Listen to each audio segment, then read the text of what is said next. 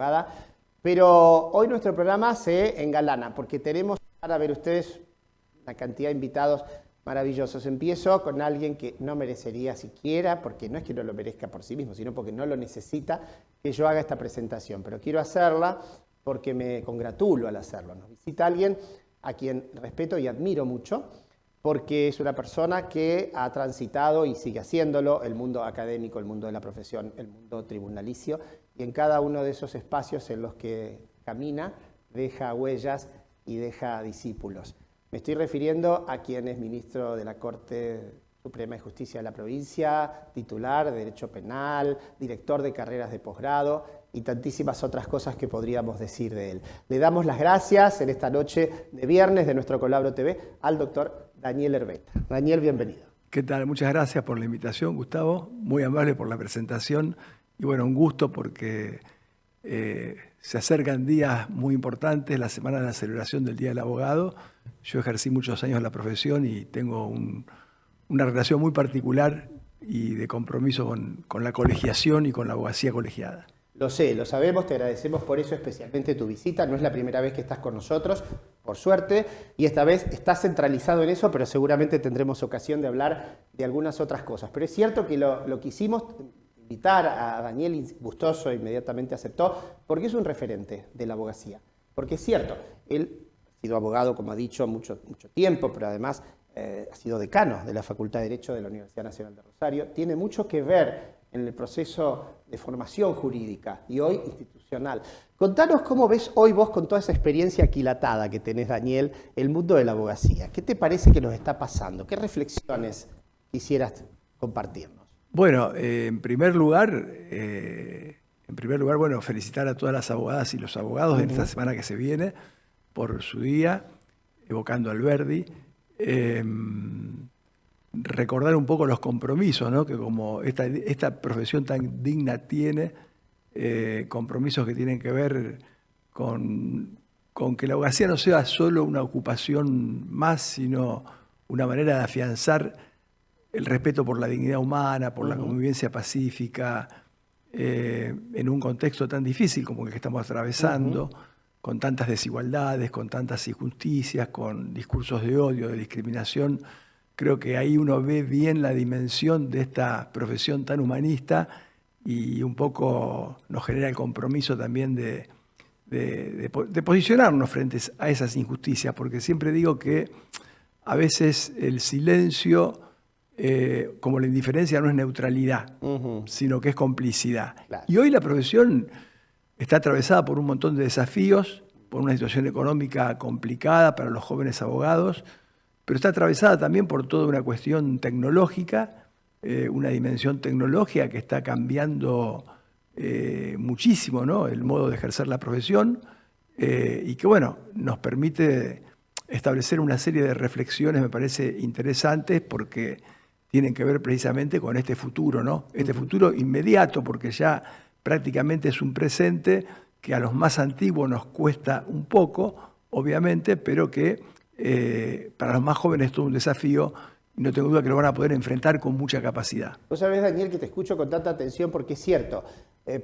A ver, vos tenés y has vivido muchos años de distintas transformaciones, pero pareciera que estamos inmersos en de un tiempo en el que no se puede hablar de un modelo futuro inmediato siquiera, de que es una constante permanente. Entonces te pregunto a vos, ¿cómo es o cómo imaginás que debe ser, por ejemplo, la formación de ese abogado o de esa abogada? Vos dirigiste mucho tiempo una de las casas de estudios más importantes que tiene nuestra provincia, sos profesor universitario de grado y posgrado. ¿Qué ves respecto a esto? Vos introdujiste el tema tecnológico, por supuesto todo el desafío digital de la inteligencia artificial que tantas veces compartimos en este programa.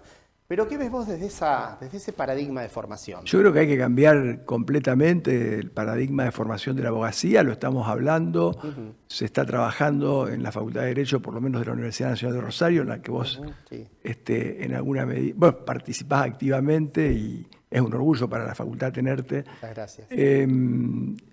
Porque está cambiando todo el paradigma de lo que es el ejercicio profesional. Nosotros fuimos formados, casi diría, tuvimos una formación muy focalizada en el derecho de fondo, lo cual es imprescindible, pero fuimos formados para tramitar, para hacer trámites, Así es. para tramitar papeles, o para tramitar papeles escritos con una pluma o escritos con una computadora, que es lo mismo, o digitales o de PDF, pero siguen siendo lo mismo, un expediente. Sí. Y hoy se está apuntando a un modo de litigación completamente diferente. Digo siempre, de dar misa en latín y de espaldas a la gente, queremos pasar una liturgia en castellano y mirando a la sociedad. Qué buena imagen, claro. Y esto, claro, y esto tiene que ver con la tecnología también, e incluso hay una suerte de contrapunto, porque yo siempre digo, el problema no es tecnológico, el problema es institucional. A ver. La tecnología es una herramienta, la tecnología no es neutral. Tenemos que pensar qué modelo de justicia queremos, qué modelo de abogado, de juez queremos, para luego sí pensar en la inversión tecnológica, porque de nada sirve la inversión tecnológica si yo de pronto le resuelvo un problema a un operador. Claro. Hoy nosotros podemos mandar, un abogado puede mandar un escrito desde Piazza Navona a través del sistema informático, pero no le resuelve el problema a la gente.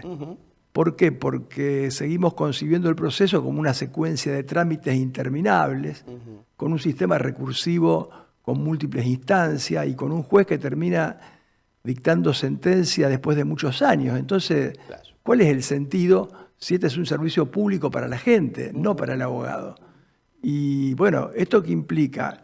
Implica repensar un poco la matriz organizacional del Poder Judicial, los procesos de trabajo de gestión y también los modos de litigación.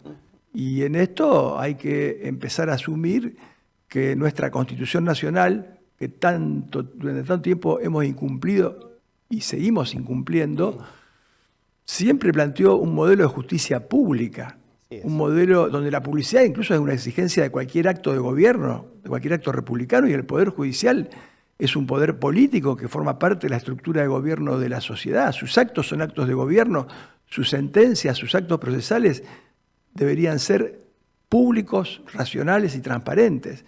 Y sin embargo, hemos quedado anclados un poco en los registros del pasado. Entonces me parece que hay un desafío muy grande. Yo te escucho y pienso, además de suscribir lo que decís, por supuesto, esto de que en tu enorme rol que tenés hoy, porque vos estás ocupando un sitio en la Corte Suprema, nada menos, de la provincia de Santa Fe, pero no te has quedado en ese sitio como nunca en general te has quedado, sino que seguís teniendo activa participación en distintas áreas, como decís, académicas, institucionales, todas.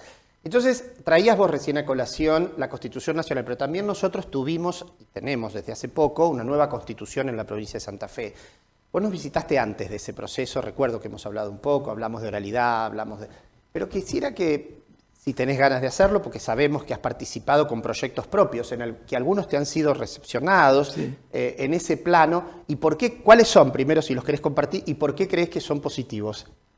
Son muy positivos porque, bueno, a ver, hay dos cuestiones que son centrales, ¿no?, que están en la Constitución de la provincia de Santa Fe, que la colocan a la vanguardia de todas las constituciones provinciales, incluso de la nacional, que es la prescripción del sistema adversarial contradictorio, es decir, el sistema de juicio oral público con inmediación, con presencia del juez, para todos los procesos judiciales, no solo los penales, sino también los civiles, y la previsión, que es algo obvio, ¿no?, y propio de un sistema adversarial, del juicio por jurados populares, no solo en materia criminal, sino también en materia civil, en materia laboral. Y esto es un paso gigantesco porque ya nuestra Constitución preveía este mandato en 3 artículos, la Constitución Nacional, y en uno solo refería al juicio criminal, es decir, lo preveía para toda la Administración de Justicia, y tiene muchas cosas positivas. En primer lugar, porque implica una democratización de un poder del Estado no representativo. Claro. Y yo no sé por qué los ciudadanos no pueden participar. Pueden participar, ser diputados, senadores, gobernadores, y no pueden participar del ejercicio de una función como la del Poder Judicial, limitada obviamente desde la perspectiva del ciudadano a ser jueces de los hechos. Así es. Y los ciudadanos son grandes adjudicadores de hechos, porque viven tomando decisiones en su vida. Claro. Tienen a veces menos sesgos que nosotros, los jueces profesionales. No están defendiendo su estabilidad. Son jueces de un solo caso. Y bueno, esto tiene una consecuencia muy importante porque implica también directamente un cambio en lo que es el modelo de organización judicial y el modelo de gestión.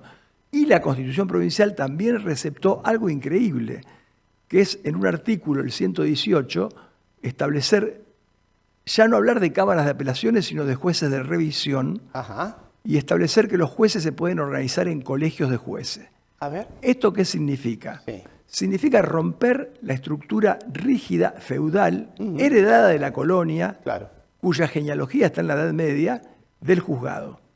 Del juzgado donde había un juez que era part-time juez y part-time gerente de una pyme. Claro. Y apuntar hacia estructuras mucho más flexibles, donde se separe nítidamente la función jurisdiccional de la función de gerenciamiento. Bien. Y recuperemos un juez con el 100% de tiempo dedicado a resolver. Y tengamos oficinas con personas que tengan competencia, que no enseñamos en la Facultad de Derecho, para la organización y la gestión. Y esto lo ha recogido la Constitución de la Provincia de Santa Fe y es un salto cualitativo fenomenal. Y bueno, es una gran herramienta, esperemos que los legisladores puedan después desandar con las leyes, para el fortalecimiento institucional y fundamentalmente para la independencia judicial. Claro. Porque la independencia es mucho más fácil de alcanzar, vuelvo a repetir, con una liturgia en castellano, mirando a la sociedad y en un acto público, que escondido en un departamento detrás de una computadora. Vos sabés que, primero quiero decir que hemos hablado mucho aquí de la nueva Constitución y estos temas en particular no habían salido así. Dos cosas señalo. Primero, la expansión, como dijiste vos, no solo a materia penal, sino también civil o de otras áreas disciplinares, de esta forma de democratización, de algún modo cívica, del Poder Judicial también. Y esto último de la colegiación, que quisiera preguntarte, vos sabés que este programa siempre lo decimos, por instancia de los directorios, no solo el actual, sino incluso el anterior, del Colegio de Abogados, tiene una buena señal, una buena propuesta que es llegar a la sociedad civil toda. Y por suerte lo hace y siempre nos habla la gente, y no solo a los colegiados, no solo a abogados y procuradores, sino a la sociedad civil toda. Entonces, expliquémosle bien, porque yo, tengo que decirlo, esto corre por mi cuenta, vos tuviste mucho que ver en el impulso y la autoría de esos proyectos. Sí, entonces, sí. No, hay que decirlo esto, porque vos decís bien, apoltronarse en un sitio, con, por supuesto, la valía y la legitimación de un cargo de tanta magnitud, podría satisfacerte, y en realidad estás buscando siempre, entiendo que otros de tus pares harán lo propio también, pero estás buscando siempre esa instancia de superación, viendo el bienestar de la sociedad toda y estando atento a la dinámica y al vértigo de los tiempos actuales. Entonces te digo, vos explicabas bien lo de lo que pueden armar colegios. Yo voy a hacer la pregunta que hay un hombre de a pie. ¿No existe ya hoy un colegio de magistrados? ¿Qué sería esto otro que se ha propuesto? No, esto otro no. El colegio de magistrados tiene una representación, digamos, más bien gremial, Perfecto, de defensa gremial. Acá estamos hablando de una estructura judicial completamente flexible, donde los jueces forman un pool de jueces y ya no tienen un juzgado, tienen su despacho con algún asistente, pero en un sistema de audiencias públicas y orales siempre voy a tener un juez.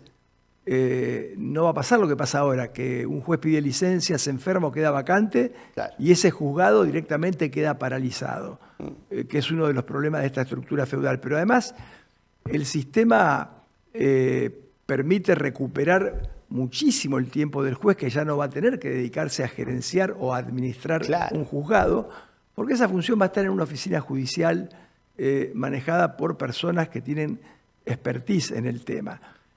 Pero el sistema además tiene una ventaja muy grande para la abogacía. Yo siempre le digo, cuando voy a dar charlas en los colegios de abogados, nosotros fuimos formados como tramitadores de expediente. Este sistema les va a permitir a ustedes recuperar la condición de abogados.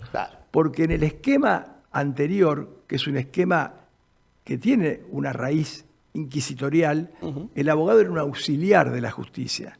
Y en este modelo, el abogado pasa a ser un operador de la justicia tan importante como el juez, como un funcionario, como un fiscal o como un defensor. ¿Por qué? Porque el litigio es de las partes. Y allí el abogado se va a sentir realmente abogado, como a veces vemos en alguna serie. Así es. Yo siempre cito bueno, no fue una serie, ¿no? Pero cito este famoso juicio de John Depp. Y, sí. bueno, la forma de litigar de esos abogados y de esa abogada, ¿no? Claro. Increíble. Claro. Vos sabés que es cierto, lo que decís primero es un coprotagonismo para el que ejerce la abogacía, ¿no? Esto que estás proponiendo me parece interesantísimo. Poco se ha hablado de esto que decís vos, de esta posibilidad de colegios. Ahora, yo te escuché en la visita anterior que nos hiciste, y no sé si tenés una opinión sostenida, ahora que ha pasado algún tiempo, no demasiado por otro lado, de la instauración de los juicios por jurado en la provincia y que hemos tenido no hace tanto tiempo las experiencias rosarinas también. Nuestro colegio abarca no solo Rosario, sino las delegaciones, que siempre las tenemos presentes, Villa Constitución, Cañada de Gómez, Casilda y San Lorenzo. Pero digo, en esta lógica, ¿y cuál era tu posición al respecto? Porque a mí me pareció muy interesante tu casi honesta confesión que dijiste. Yo era tanto cauteloso respecto a aquello y el cambio que hiciste. Y respecto a esto, tu opinión sobre la oralidad. Te voy a preguntar por las cuestiones que ya son parte de un debate acordado o no acordado, sino tu opinión como jurista de estas cuestiones. Gustavo, yo vengo de la dogmática penal dura. Sí. Por lo tanto, era refractario Claro. a los juicios por jurado. Pero uno decía, pero ¿cómo la gente...? Bueno, realmente la experiencia ha sido notable. Llevamos más de 1.500 juicios por jurados populares en el país. Hemos comenzado ahora con la experiencia en Santa Fe, la responsabilidad con que esa gente asume el rol que le toca desempeñar es tremenda. Y voy a dar un dato que es muy contundente. Cuando termina un juicio por jurados populares, uno se va con la convicción de que se hizo justicia. Y se va con la convicción o con la idea de que el juicio terminó allí. Claro. Y fíjate las estadísticas, porque hay mucha investigación empírica. El 96% de las apelaciones de un veredicto condenatorio de un jurado se fundamenta, previa reserva del abogado, en la mala explicación del derecho por parte del juez técnico, que tiene que dar instrucciones iniciales y finales y explicarle el derecho a quienes son jueces de los hechos. Pero además el jurado viene a salvar el juicio oral. ¿Por qué? Porque un litigante, un abogado, difícilmente va a llegar a un juicio por jurados populares sin haber previamente preparado estratégicamente el caso para la audiencia de depuración de prueba, para la audiencia de selección de jurado. Es decir, el jurado es el gran antídoto contra las deformaciones que puede tener un sistema de justicia oral y plantea algo muy interesante que tiene que ver con la inteligencia artificial.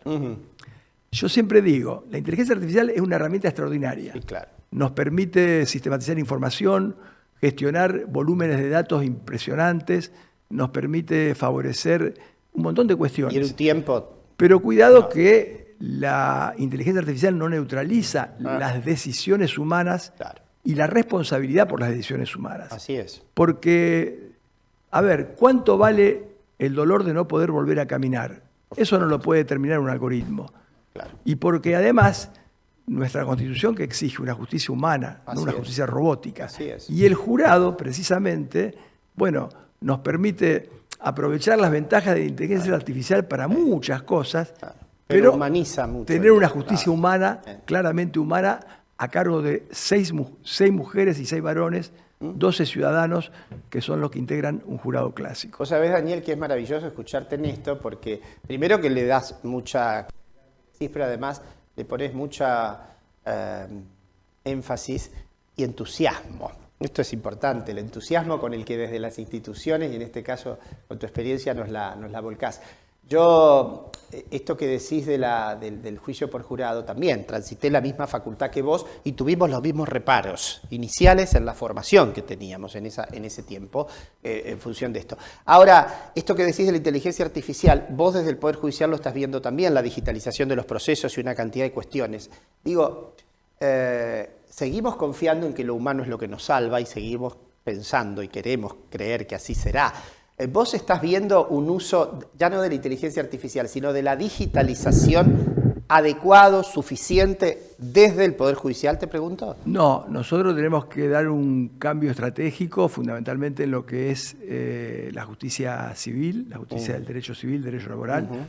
Estamos avanzando con un sistema realmente de última generación en materia penal, la plataforma Alberdi, que la hemos conseguido gratis para la provincia, para el Poder Judicial de Santa Fe, algo realmente increíble. Sí. Pero previamente, vuelvo a repetir, tenemos que pensar en el cambio de un modelo institucional porque si no corremos el riesgo de terminar digitalizando la ineficiencia. Entonces yo no quiero digitalización para que un juicio dure 10 años. Claro. Yo quiero digitalización, pero previamente cambiar los procesos de trabajo, los modos de litigación y poder pensar en la respuesta, digamos, a la sociedad. Lo que tenemos que pensar es más que en la tecnología que se puede comprar, tenemos que pensar en el modelo de justicia, en el modelo institucional de justicia, y bueno, y tener en cuenta de que nunca la inteligencia artificial va a poder, a través de un algoritmo, justipreciar un daño, cuantificar el monto de una condena, las condiciones para una salida anticipada, la culpabilidad o la inocencia, porque los algoritmos obviamente se cargan y no siempre se cargan con información de buena calidad. Claro. Y hay que preguntarse quién los carga. Entonces, el Poder Judicial tiene que darse este desafío y tiene que tratar de recuperar lo que yo llamo soberanía tecnológica, plataformas que nos permitan proteger los datos sensibles que nosotros manejamos, que no pueden filtrarse por la caja negra a las plataformas que manejan 4 o 5 corporaciones. Así es. Y fundamentalmente generar un uso responsable, porque tiene que ver con la ética, de estas herramientas que son tan positivas, pero que lamentablemente en Argentina carecen de toda regulación. Sí, es un desafío enorme el que se nos presenta, porque vos lo señalaste bien, no solo porque indudablemente que hoy por hoy el mundo de la tecnología digital y si querés la inteligencia artificial aparece como una especie de referencia extrema de esto, es positivo desde muchos aspectos, pero también es cierto que hay cierto desconcierto respecto a esto de si se puede o no y si se debe y cómo regular y utilizar estas cuestiones. No quiero despedirte antes porque ya ingresa nuestra número 1 de la producción, que es Marina Mejía Saldaña, la titular, y nos va a hacer el gesto de cierre de módulo. Pero, Daniel, como estamos en el mes de la abogacía y como decís vos pronto, en la semana que viene, en tus ya más de 30 años de abogado, ministro de la Corte Suprema, profesor, además tan buen profesor, quiero decirlo, tan claro, sus clases siempre se explotan de gente. Cuando yo era alumno ya lo era así. Y él es muy joven también. Gracias. Entonces digo, ¿qué nos decís respecto a tu recorrido personal? Vos podés decir que ¿te sentís un hombre satisfecho con lo que has elegido como profesión? ¿Sos feliz en esto que estás haciendo? Si volvieran a ser, volvería a ser abogado. Es cierto. Soy un enamorado de la profesión. Recuerdo, siempre fui bastante independiente en lo que fue mis estudios primarios, secundarios, y cuando me recibí,